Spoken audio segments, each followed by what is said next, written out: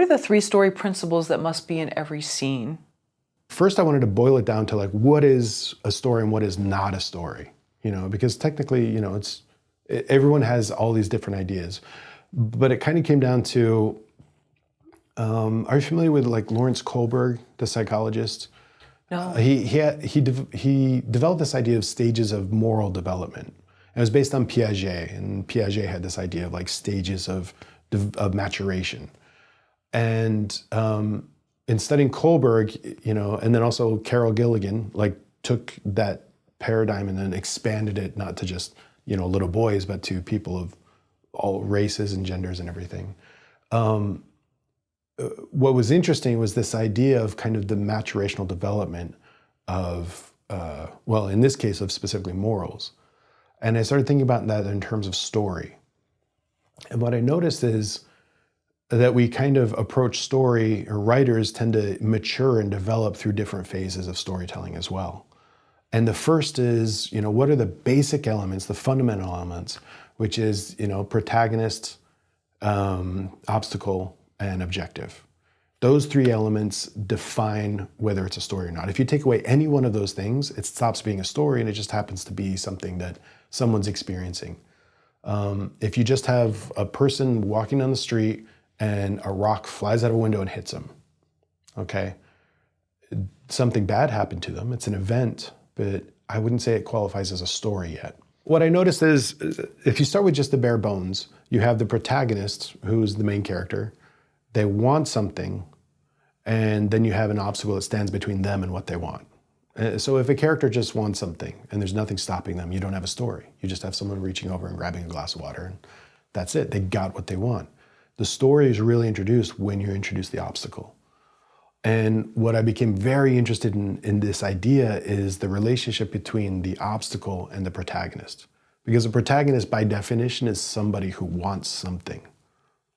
And when they want something, that means they're going to take action to get it. When they, so it's somebody with their internal values suddenly has to engage the external world. And so I began to think I began to try and understand what the relationship is ultimately, you know, conflict is an external force. It's somebody wanting something and then something gets in their way and they have to negotiate this obstacle to get around it, to get what they want.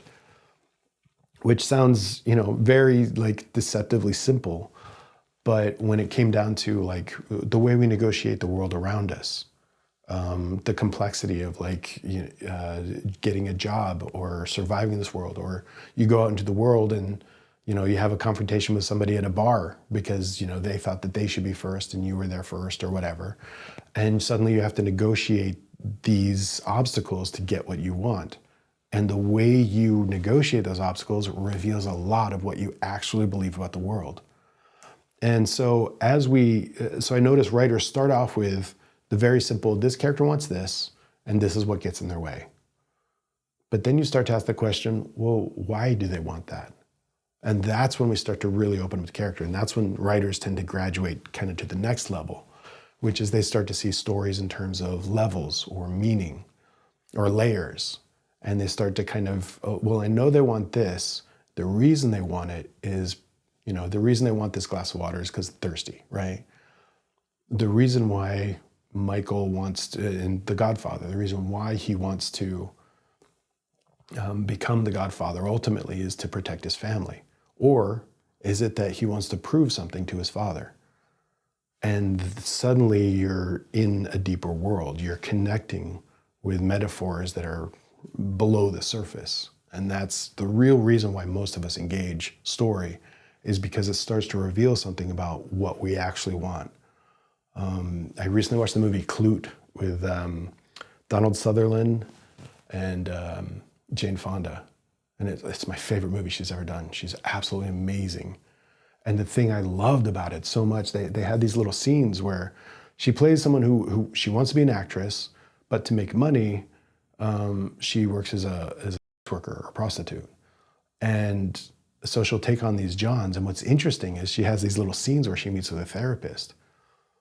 And she slowly kind of comes to this realization of, it's not just because she wants to make the money. She spent so much time as an actor being judged and being dismissed and being rejected that when she is being hired by a John, she feels in control. And I'm like, that's amazing. And seeing that insight, like she's like, I know, I'm confident. Usually the Johns are insecure, they're scared, they're nervous, they're cheating on their wives or something. So they're doing these things that I'm in power. And she's like, it's the one time that I feel completely in control of my life is when I'm doing work. And that, like, to somebody that doesn't have any like exposure to that life is like, those are fascinating epiphanies. And I think that's where, you know, you start to graduate into the deeper levels of story, the stories that actually mean something, because they start to open up to meaningful conflicts in our own life. So, you know, she's a protagonist who wants something, but then she's sabotaging herself along the way as she gets it.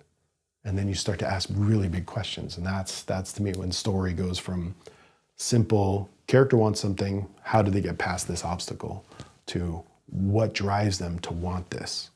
And that's when we get into really interesting dimensions of story. And you talked about the writer maturing. Mm-hmm. Do you feel that your sort of maturation as a writer has just brought out new levels of characters? Like, how can you tell that you've matured as a writer? That's a good question.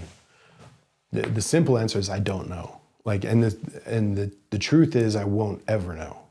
You know, the truth is, you know, we can try and have self-knowledge as much as we want, but ultimately, you know, maybe I'm sitting here doing this interview because I want to promote my book. Maybe it's because I'm looking for some sort of validation that I didn't feel like I got when I was a child. Not likely, my parents are pretty validating, but, you know, but like those kinds of things, maybe I'll have some epiphanies where I realize, oh, this actually motivated me to want this. And then years later, you know, like when I look back at my life, I'm constantly embarrassed by, like, you know, it's part of just maturation. You look at yourself when you're a teenager and you're like, oh man, I was acting like such a dork in high school. Yeah, I can remember that. Yeah, like 5 minutes ago, I was in whatever, Yeah. a grocery store just embarrassing myself, you know? But, Sure. and to me, that's just part of, you know, maturation. But yeah, I do feel, if nothing else, my appreciation for other artists has definitely matured. Perfect example, Tarantino was somebody that I think by the time Hateful Eight came out, I was kind of like, oh God, it's the same thing. He's clearly just has father issues. I was kind of dismissive of it, and I felt like it was kind of tedious.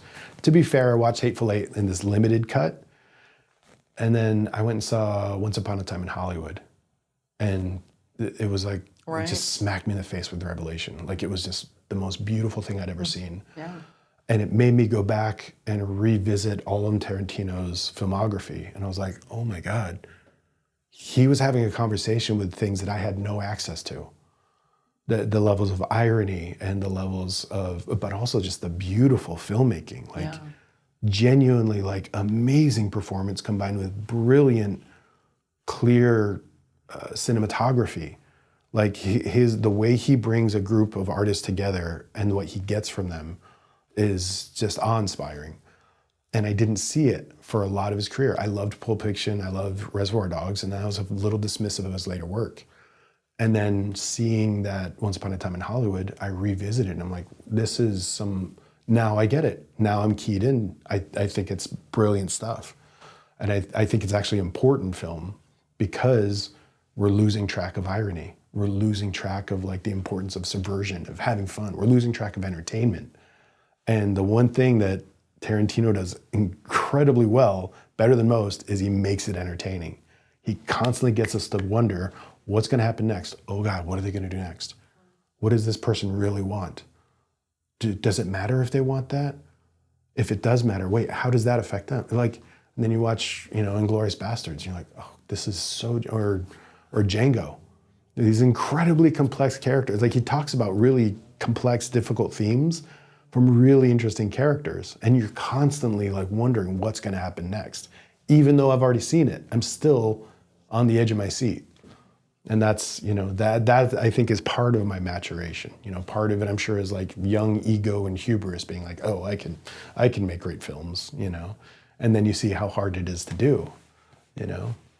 But the important thing is just keep engaging. I think, you know, a lot of my maturation or appreciation comes from you know, being able to like see it in other artists, you know. I see a lot of young artists who are looking at great films and they're just saying, oh, it's, you know, it's just done by some stupid, you know, person in another generation that doesn't have anything to do with me. And I'm like, you're cheating yourself. You have really great art. Thank you for watching the video all the way to the end. Here is a complimentary question from our book Story Questions.